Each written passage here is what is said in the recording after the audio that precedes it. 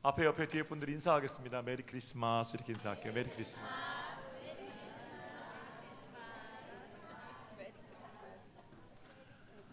복된 성탄 되시기를 바랍니다. 성탄절이 정확하게 3일 남았죠. 성탄절 하면 제일 먼저 뭐가 기억나시나요? 선물 기억나죠, 그죠? 어제 저녁에 우리 헤리티지라는 팀이 와서 여기서 아주 그 스피커가 터져나갈 정도로 큰 소리로 천사들의 노래가 찬송했는데 성탄절에 좋은 선물을 받은 것 같은 그런 밤이었습니다. 제자훈련 브리스길라반에서 저한테 성탄절이라고 목도리를 사다 주셨어요. 그래서 그거를 하는 동안에 생각하면서 감사하고 성탄절에 받은 선물이 기분이 참 좋더라고요. 여러분은 누구에게 어떤 선물을 준비하고 계시고 또 누구에게 어떤 선물을 받으셨습니까? 성탄절이 선물 주고받는 날 아닙니까? 세상에 선물로 오신 예수 그리스도, 그분이 우리에게 가장 좋은 선물이시라면 선물 받은 우리 역시 세상을 향한 선물로 우리 자신을 내어주는 일이 있어야 되겠죠.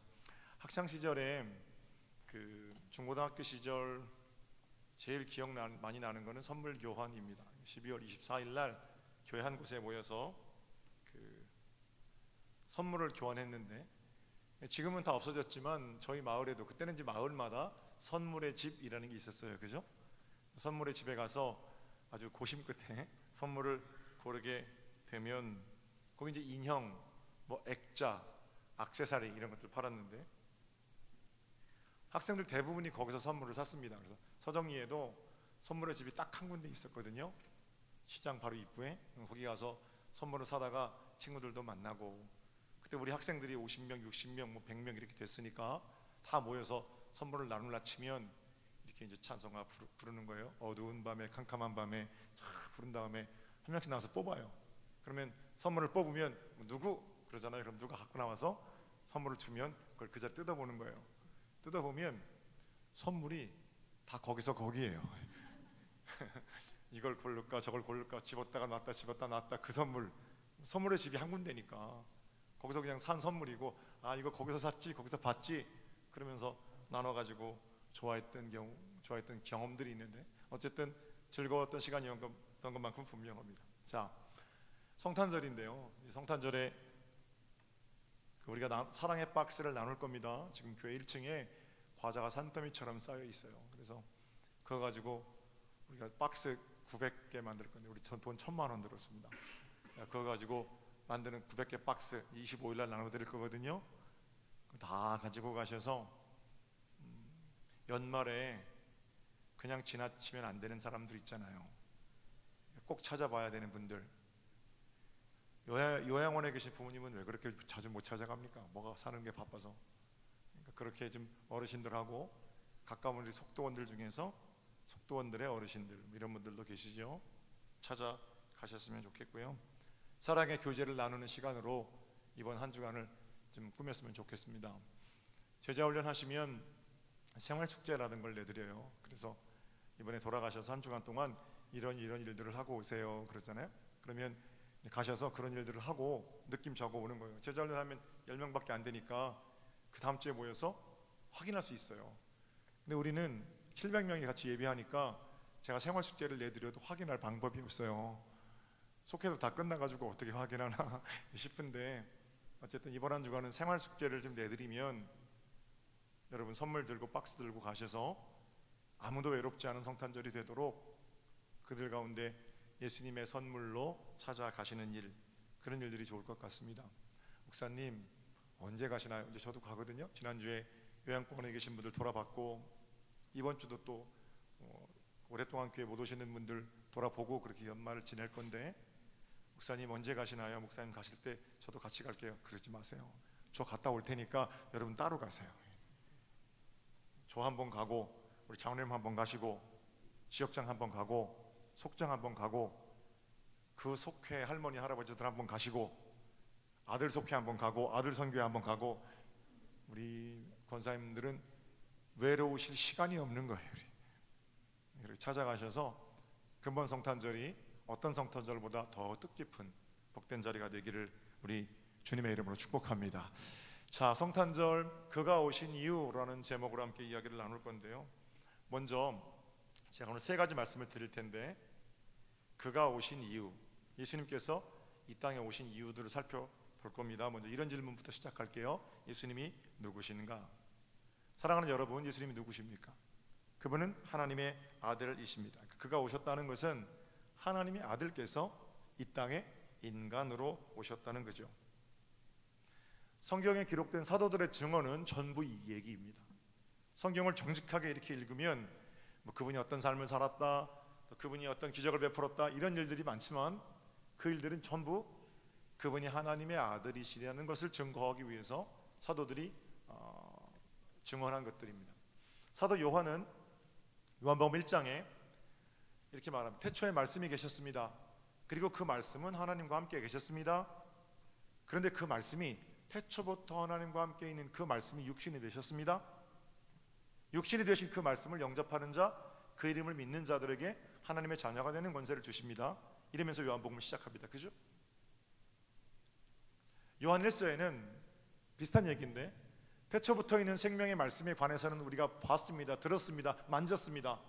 이제 내가 고난 가운데 있는 여러분에게 나와 우리 사도들이 함께 경험했던 그 나사렛 예수 이야기, 그분의 또 다른 이름은요, 태초부터 계셨던 생명의 말씀, 그분에 대해서 증거할 겁니다. 그분은 영생이십니다. 이 요한 1서예요. 그러니까 사도들의 증언은 전부 어디로 분되어 있냐면, 그분은 평화주의자였습니다, 그분은 박애주의자였습니다, 그분은 이게 아니고 그분은 하나님의 아들이십니다. 사도 바울은 빌립보 교회에 뭐라고 편지하냐면, 그분은 본래 하나님과 본체이십니다 그래요. 사도 바울은 공부를 많이 한 사람이기 때문에 어려운 단어를 쓰는 겁니다. 본체라는 말이 동일한 본질이라는 거예요. 그분은 본래 하나님과 동일한 본질이셨습니다. 그렇게밖에 설명할 수 없는 거예요. 뭐라고 설명할 수가 없으니까 하나님을 우리가 어떻게 다 설명하겠어요, 그죠? 그분은 본래 하나님과 하나이셨습니다. 그런데 그분이 우리를 사랑하셨기 때문에 오히려 종의 형체를 가져서 인간이 되셨습니다. 이러면서 예수님에 대해 소개하고 있습니다.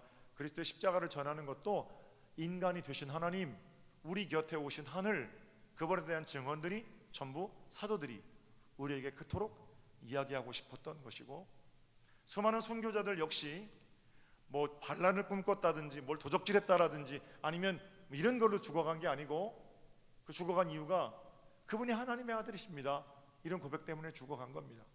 교회가 교회인 이유는 선을 베풀고 복된 일을 하고 구제를 하고 어른을 공경하고 다 좋습니다. 그러나 그런 것 때문에 사람들이 우리 죽이지 않죠. 교회를 핍박하고 교회를 박해하는 이유는 네 인생의 주인이 누구냐 이렇게 물었을 때 우리는 다른 건 다 양보해도 하나님의 아들이신 예수 그리스도, 그분만은 양보할 수 없기 때문에 교회가 이제까지 교회로서 역할하고 있었던 거죠. 교회의 심장, 생명과도 같은 얘기입니다. 그분이 하나님의 아들이시라는 거예요. 자, 그 다음에 그렇다면 그 하나님의 아들이신 그분께서 어떻게 했다고요? 이 땅에 오셨다는 거죠. 우리 기독교의 독특한 점이에요. 우리와는 본래 다른 분이셨는데 예수께서 하늘 위에서 영원하시기만 한 분이 아니라 이 땅에 오셨습니다. 인간으로. 다른 종교와 구분되는 지점이 바로 여기이죠. 세상 어느 종교도 신이 인간이 되는 경우는 없어요. 인간 앞에 무릎 꿇고 세례를 받는 신, 인간을 위해서 자신의 목숨을 내어주는 신, 인간을 위해서 자신을 제한하는 신, 무한이 유한이 되고 영원이 시간이 되고 절대가 상대가 되는 사건, 바로 그것이 성육신, 인카네이션, 그분이 오신 일이 되는 거죠. 기독교의 위대함입니다. 자, 질문을 바꿔볼게요. 그가 이 땅에 오셨어요. 오늘 이제 하고 싶은 얘기입니다. 그렇다면 그가 왜 이 땅에 오셨습니까? 하나님의 아들이신 그분께서 인간의 몸을 입고 인간이 되신 이유가 무엇입니까? 제가 오늘 세 가지 말씀을 드릴 거예요. 첫째, 그분이 이 땅에 오신 이유는 인간에 대한 지극한 사랑 때문입니다. 한번 따라해 볼게요. 우리를 사랑하시기 때문에. 좋습니다. 집중 잘하고 계세요. 우리를 사랑하시기 때문에 그분은 우리가 되셨습니다. 누군가를 사랑한다는 것은 사랑하는 대상이 되는 겁니다. 그게 진짜 사랑하는 거거든요. 그가 즐거우면 나도 즐겁고 그가 아프면 나도 아픈 겁니다. 그게 사랑하는 겁니다. 어느 목사님이 어릴 때 할머니하고 같이 살았는데 할머니가 너무 금쪽같이 자기를 여겨주신 거예요. 그래서 초등학교 때 학교를 갔다 오다가 초등학교 저학년 때예요. 할머니가 반가운 마음에 막 달려오다가 퇴마루에서 앉아 기다리시는 할머니를 보고 뛰어오다가 돌부리에 걸려서 넘어졌대요. 넘어지면서 무릎에 피가 팍 나는데 할머니가 앉아있다가 손자가 넘어지는 걸 보고 이렇게 일어나면서 자기 무릎을 쥐더라는 거예요. 아이 그 무릎이야 그러면서. 지금 깨진 건 누구 무릎이 깨졌어요? 손자 무릎이 깨졌는데 아픈 건 누가 아프다고요? 할머니가 아프다고요. 사랑하니까 그러는 거죠, 그죠? 그런 거 왜 할머니가 아프다고 그랬는지 잘 모르다가 나중에 커서 자기도 아이 낳아보고 아이가 배가 아프면 나도 속이 안 좋고 아이가 머리가 아프면 나도 복잡해지고 그런 걸 보면서 아, 사랑하면 그렇게 아픈 거 함께 아프고 기쁜 거 함께 즐거워하는 거구나 라는 걸 깨달았다고 그래요. 여러분도 그러시죠? 자식이 무슨 문제로 괴로워하면 내 마음이 더 아프지 않습니까? 그 순간만큼은 자식 고민이 내 고민 되지 않습니까?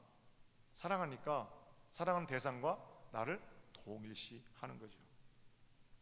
문제는 우리를 사랑하시기 때문에 우리가 되어주신 그 하나님의 사랑을 우리가 자주 잊어버린다는 겁니다. 그래서 주님께서는 내가 너를 사랑한다, 내가 너를 사랑한다 하니까 이렇게 말씀하시다가 아예 사랑하는 인간이 되어 주신 겁니다. 그 사랑을 알게 하시려고 말이죠.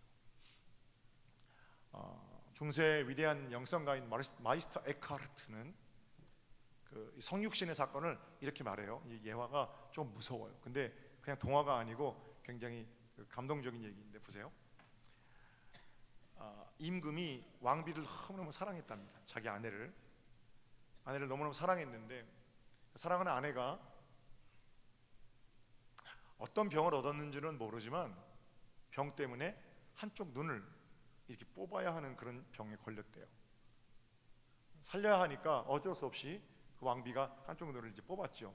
그런데 사랑하는 아내가 매 그 눈 없는 것 때문에 불편하기도 하고 흉측하기도 해서 매 울면서 지내는 거예요. 그 마음을 좀 이렇게 회복했으면 좋겠는데 왕이 찾아가서 아내에게 이렇게 말합니다. 여보, 괜찮아요. 이제는 그만 좀 우시구려. 그리고 이제 왕비를 달래요.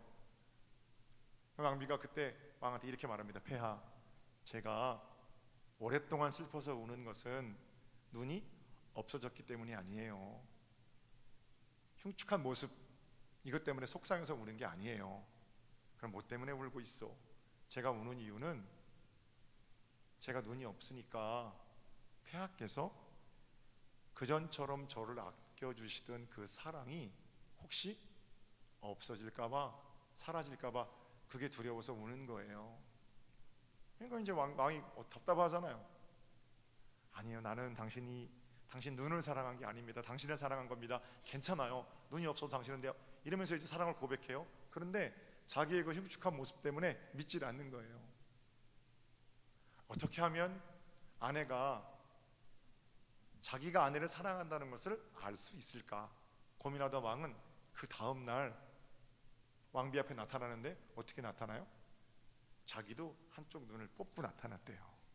저는 사실은 이 동화대로라면 진짜 무서울 것 같아요.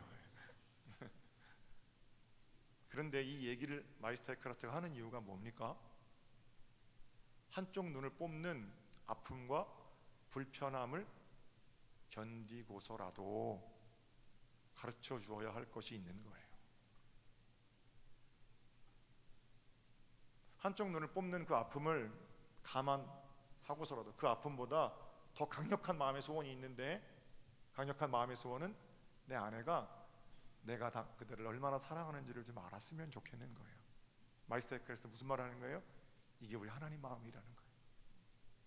하늘 위에서 영광만 받으셔서 되시는 분께서 인간이 되신 사건, 인간 안으로 자신을 제한하시고 무한하신 그분이 유한이 되시고 절대적인 그분이 상대가 되시고 죽음, 삶과 죽음, 시간과 공간이라는 조건 가운데로 내려오시고 낮아지신 것은 그런 불편함을 견디시고서라도 우리에게 가르쳐주고 싶으신 게 있는 거예요. 그 뭡니까?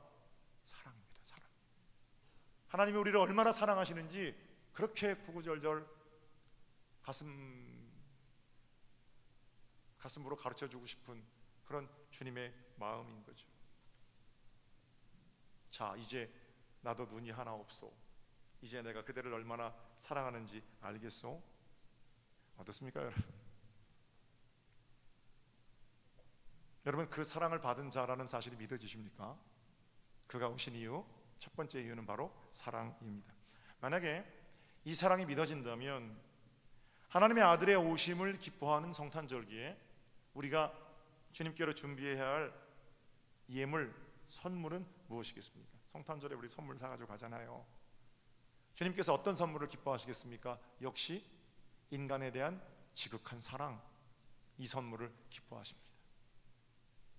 사랑하기 때문에 낮아져야 하고 하늘이 땅이 되신 사건을 생각하고 기억하면서 정작 우리는 하늘 높은 곳에만 마음을 두고 있다면 그건 나조차고 드리는 선물이지 주님 좋아하시는 선물이 될 수는 없겠지요. 낮아짐으로 생겨나는 각종 불편함, 이런 것들이 2020년 우리가 이번 한 주간 동안 준비할 성탄절 선물이에요. 저는 그렇게 생각합니다. 대입 수시 발표가 거의 끝났잖아요, 그죠? 정시 발표 남았는데 제가 목회하면서 자연스럽게 보게 된 것이 하나 있습니다. 부모가 어느 때 믿음이 가장 많이 자라는가 제가 보니까 아이가 고3일 때 부모가 제일 믿음이 많이 자라더라고요. 일단 고3 때는 왜 부모 믿음이 자라냐면 자식이 내 마음대로 안 되거든요. 내 마음대로 안 되니까 엎드려요. 믿음이 자라게 되죠. 새벽까지 보통 공부하죠, 그죠? 아이들이 새벽부터 공부하든지. 그러니까 부모는 아이는 공부하는데 나는 막 늘어지게 12시까지 애국가 나올 때까지 TV 보고 그럴 수 있습니까? 자기도 지금 양심에 찔리니까 그때는 그 공부하는 척 하는 거예요. 평소에 책을 보시던 분들은 책을 보지만 안 보시던 분들은 예배당에서 그렇게 성경책 보라고 하니까 그제는 성경책 펴는 거죠. 성경 암송도 하고 쓰기도 하고 제단에 가서 엎드리고 그러는데 어떻게 믿음이 안 자라겠어요? 엄밀하게 보면 내가 그렇게 하는 것은 자식이 열심히 공부해서 자식 인생 사는 거지 내가 그렇게 한다고 해서 내 인생 좋아지는 게 있겠어요? 아이 인생이지 내 인생 아니니까 꼭 그렇게 해야 하나 이런 생각이 듭니다만 사랑하기 때문에 새벽같이 일어나고 사랑하기 때문에 같이 밤늦게까지 잠도 안 자고 사랑하기 때문에 나도 함께 공부하고 사랑하기 때문에 참 100번 1000번 때려치고 싶은 직장 오늘도 기쁨으로 출근하게 되고 사랑하기 때문에 마음 다잡고 오늘도 그 일을 감당하는 거죠. 각종 불편함들을 감수하는 먼저 낮아지는 일, 우리의 주변의 일들도 예수 그리스도의 성육 사건, 성육신 사건을 통해서 교훈받을 일이 진짜 많다는 거예요. 우리 교회가 참 좋은 교회인데 연말이면 선배 목사님들이 전화를 저한테 하십니다. 저희 교회 정도 되는 규모, 저희 교회 규모 정도 되는 교회, 700명 정도 출석하는 교회는 뭐 모르겠어요. 근데 다 그런 건 아닙니다만 도시교회들 같은 경우는 식당 봉사가 굉장히 문제예요. 속장들이 그전에는 그렇게 살 봉사하다가 이제 좀 세련되져가지고 뭐라 그러냐면 꼭 그걸 밥을 먹어야 됩니까? 그러거든요. 시켜서 먹으면 되지. 실제로 시켜서 먹는 교회도 많고 직분자들만 먹는 교회도 많고 인원이 뭐 400명, 500명 되면 그때까지 먹지만 1000명 되면 식당에서 어떻게 먹겠어요? 그러니까 그런 얘기들이 하는 것도 좀 당연합니다. 그래서 목사님들은 그래도 식당 그 밥 한 끼 먹자고 하는 거 아니거든요. 밥 한 끼 나누면서 사랑을 나누고 봉사하면서 주님을 더 사랑하게 되고 이런 거거든요. 그러니까 그 일은 하긴 해야 되겠고 현대 교인들은 그 일은 하지 말자 그러고 그냥 답답한 거예요. 한 목사 얘기를 들으니까 저한테요, 서성교회는 식당 봉사 잘한다면서 저한테 그래요. 잘하죠 우리. 음식도 맛있다면서 음식도 맛있어요. 어떻게 그렇게 해? 저희 교회가 작년에 속장님들 몇 분이 이제 힘들다고 그러셔서 토요일 날 식당 봉사 준비하시는 분들을 뽑았어요. 월급 주는 분으로 뽑은 게 아니라 봉사자들로. 그래서 5분이서 어제 제가 식사했는데 토요일 날 아침에 오셔서 점심 먹고 지날 때까지 장 다 봐놓고 밑반찬 다 다듬어 놓고 그 다음날 숙자님들 함께 하시기도 합니다만 석회에서 오셔서 같이 배식하고 설거지하고 그런 일 할 수 있도록 준비하는 일로 5번을 뽑았습니다. 1년 동안 그분들이 얼마나 성심으로 섬겨주셨는지 몰라요. 토요일날 어디 가고 싶지 않은 사람이 어디 있어요? 집안의 대소사 믿는 사람은 대부분 토요일이잖아요. 그분들은 주일날 예배도 봐야 되고 토요일날 거기 가서 봉사도 해야 되는 거예요. 누군 시간이 남아서 그거 합니까? 그런데 그 잘한다는 교회들도 3개월, 4개월에 그분들 한 번씩 교체해요. 왜냐하면 사역이 너무 힘들고 고되잖아요. 믿음의 분량보다. 그럼 지치거든요. 지치지 않도록 사역을 잘 배치하느라고 분기별로 그분들을 교체해서 한다고 그래요. 근데 우리는 1년 동안 쭉 하는데 한 말이 없어요. 어제 식사하면서 어떠셨어요? 그러니까 너무너무 감사하고 기뻤지요. 그래요. 게다가 올해는 제가 너무 2년 동안 하면 그거 힘들 것 같아서 광고 시간에 한번 봉사하는 팀을 2팀으로 만들려고 합니다. 신청해 주세요. 그날 다 찼어요. 목사님, 저를 꼭 뽑아 주십시오. 제가 그 토요일날 와서 봉사하는 1년 동안 하는 봉사 거기 탈락되면 어떻게 해요? 얼마나 멋진 교회입니까? 그래서 내년에는 격주로 그분들이 합니다. 1조 5명 어벤져스, 2조 5명 어벤져스 그래가지고 그거 해요. 토요일날 봉사하는 그 일을 시켜달라고 줄을 섰어요. 이름 내는 자리, 얼굴 알리는 자리 누군지도 모르시잖아요. 여러분, 제가 여기서 얘기도 안 해서. 그런 자리 아닙니다. 참 불편한 자리이고 힘든 자리입니다.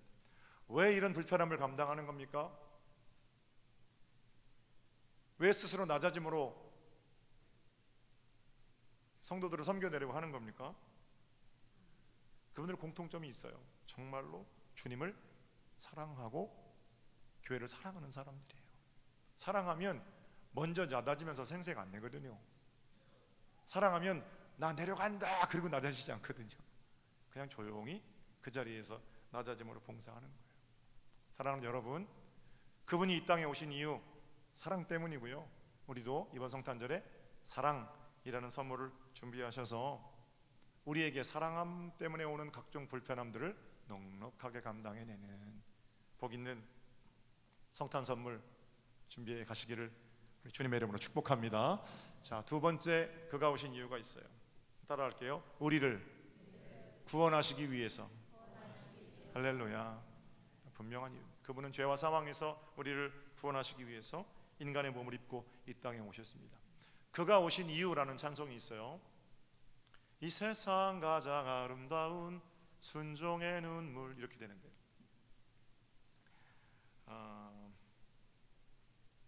이제 그 찬양에 일단 동사가 없어요.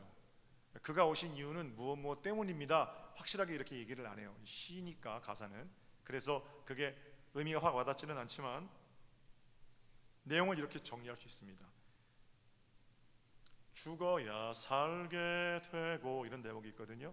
져야만 승리하는 놀랍고 영원한 신비. 죽어야 살게 되고 져야만 승리하는. 잘 생각해 보세요. 십자가는 그냥 거기서 다 끝난 줄 알았습니다. 십자가를 바라보는 제자들은. 아니, 새로운 세상을 꿈꾸고 나사렛 예수를 따라 나섰습니다. 세상이 뒤집어질 줄 알았는데 그 중심에 서 있던, 참 어제까지만 해도 놀라운 기적을 행하던 그 나사렛 예수가 그냥 무기력하게 십자가 위에서 죽는 거예요.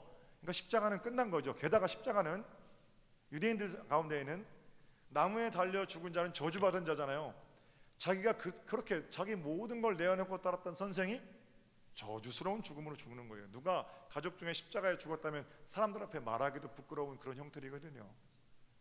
십자가는 그냥 죽음이고 끝이고 절망인 거예요. 그런데 그 절망을 딛고 예수께서 부활하신 거죠.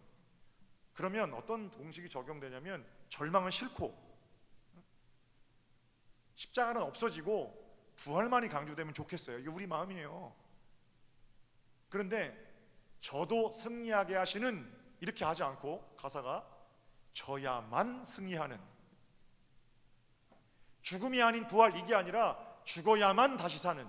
이 말은 부활의 영광을 위해서는 구원을 위해서는 죽음이 필수적인 거라는 거예요.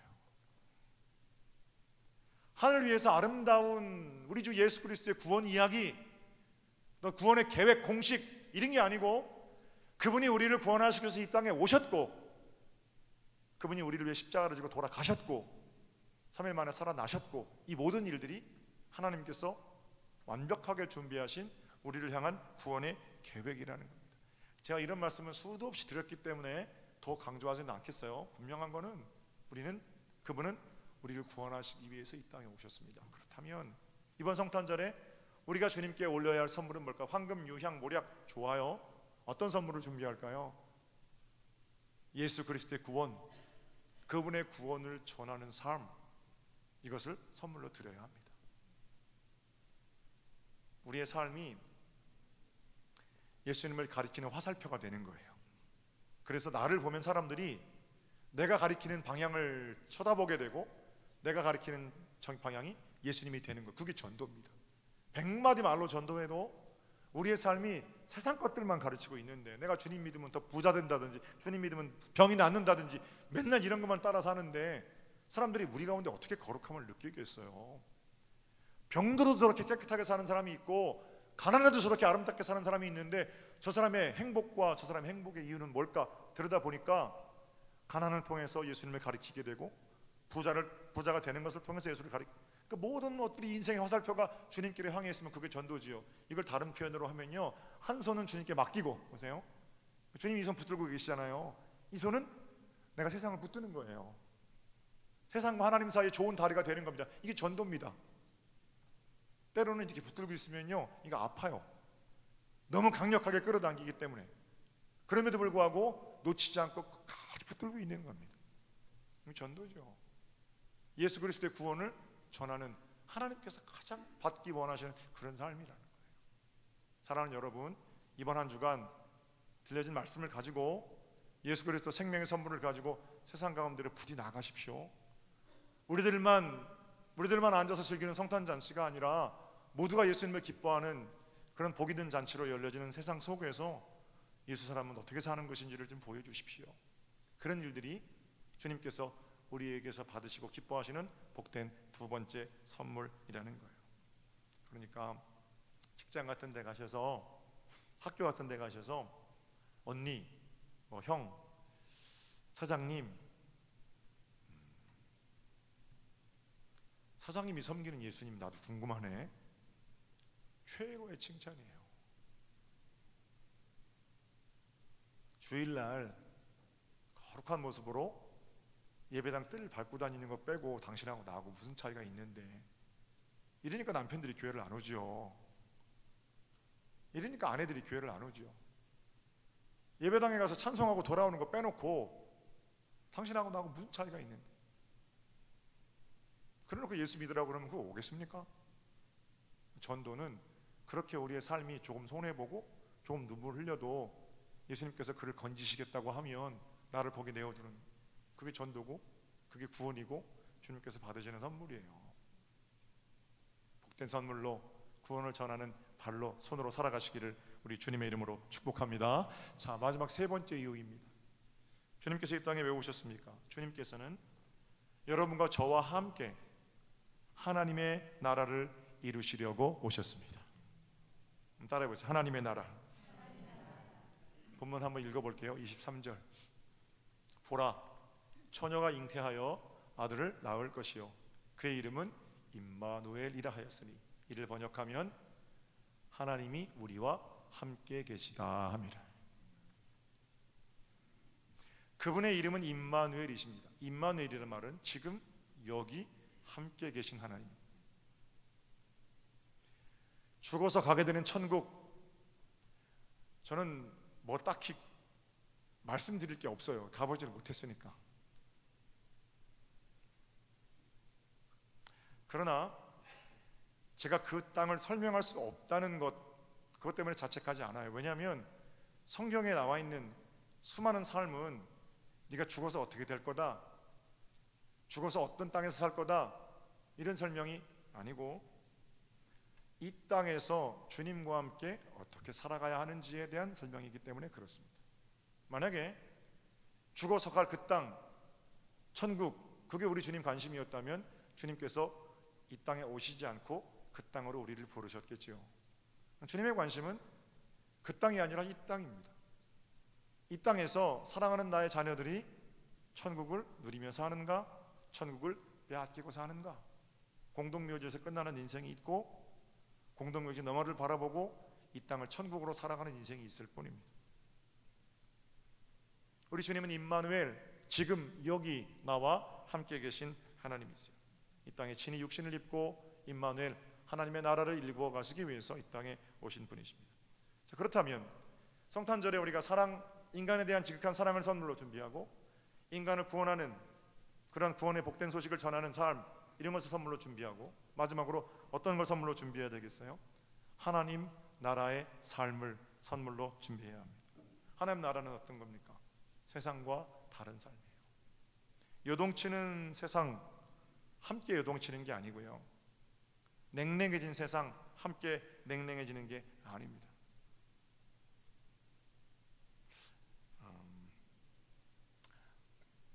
은혜라는 말이 오해가 돼서 적당히 좋은 게 좋은 거다. 절대 그건 은혜가 될 수 없어요.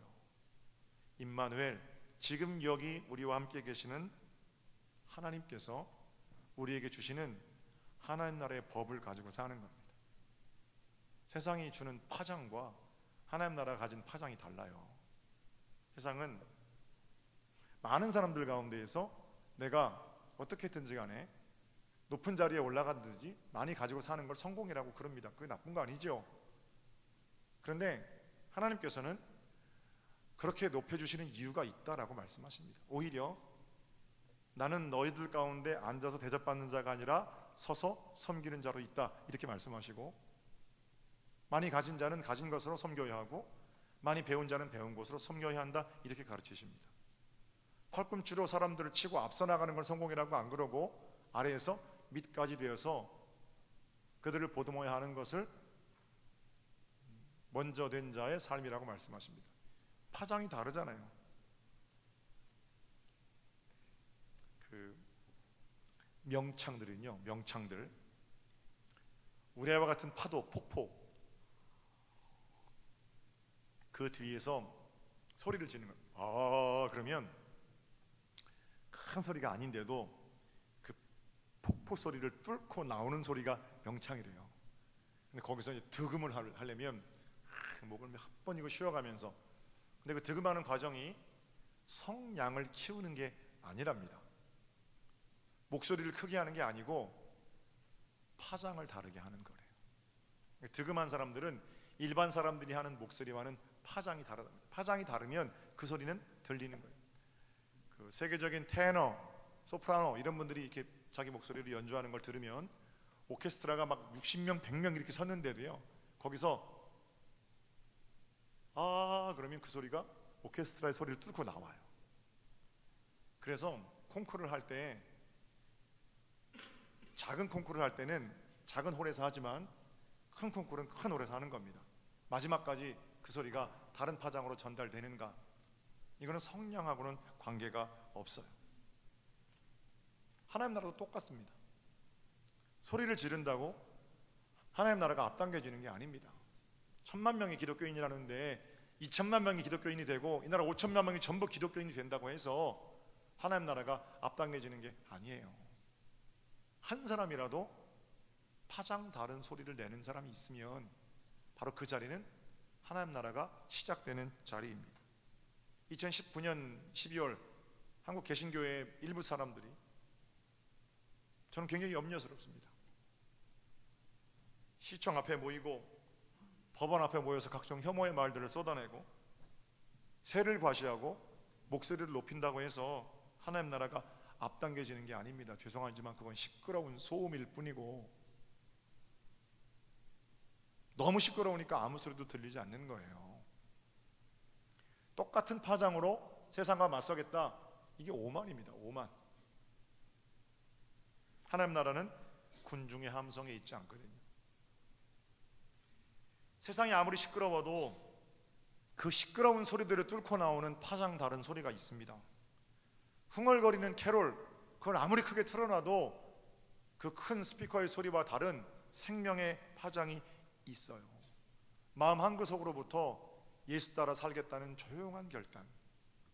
수많은 사람들이 흥청거리는 성탄절에 우리 주 예수 그리스도 내 곁에 오신 하늘 임마누엘 주님, 세상을 향한 생명의 울음소리, 거기로부터 하나님 나라는 시작되는 겁니다. 아마 하나님께서는 여러분과 제가 이번 한 주간 동안 그렇게 빚어내는 파장 다른 삶, 하나님께서 말씀하시는 것들을 순종하고 지켜내려는 그런 걸음들로 빚어내는 삶을 가장 좋은 선물로 기뻐하실 겁니다. 내일도 계속 새벽기도가 진행이 되고요, 수요일 11시에는 산타 파송 예배가 있습니다. 아무도 외롭지 않은 성탄절의 주인이신 예수님께서 최고로 기뻐하는 복된 성탄절 되기를 바라고요, 그 일을 위해서 한 주간 동안 생활숙제, 사랑의 선물, 구원의 선물, 하나님 나라의 삶, 이 복된 것들을 준비하며 사는 복 있는 그리스도인들이 되시기를 우리 주님의 이름으로 축복합니다. 자, 기도드리겠습니다.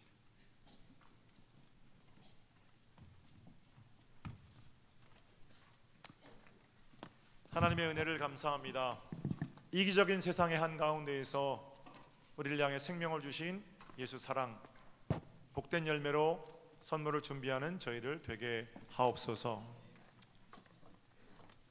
죄로 인해 죽을 수밖에 없는 자리에서 우리를 구원하신 주님을 기억하며 우리도 생명의 다리로 세상과 하나님을 연결시키는 복된 통로로 하나님을 가리키는 화살표로 구원의 복된 선물을 준비하며 살게 하옵소서. 세상과 다른 파장, 하나님 나라의 삶, 원칙들을 잘 지켜가며 하나님 최고로 기뻐하시는 2019년 복된 성탄절이 되기를 원하오니 그가 이 땅에 오신 이유를 잘 드러내고 실천하며 칭찬받는 복된 그리스도인 저희들 모두가 되게 하여 주시옵소서. 감사하고 주님의 이름으로 기도 올렸나이다. 아멘.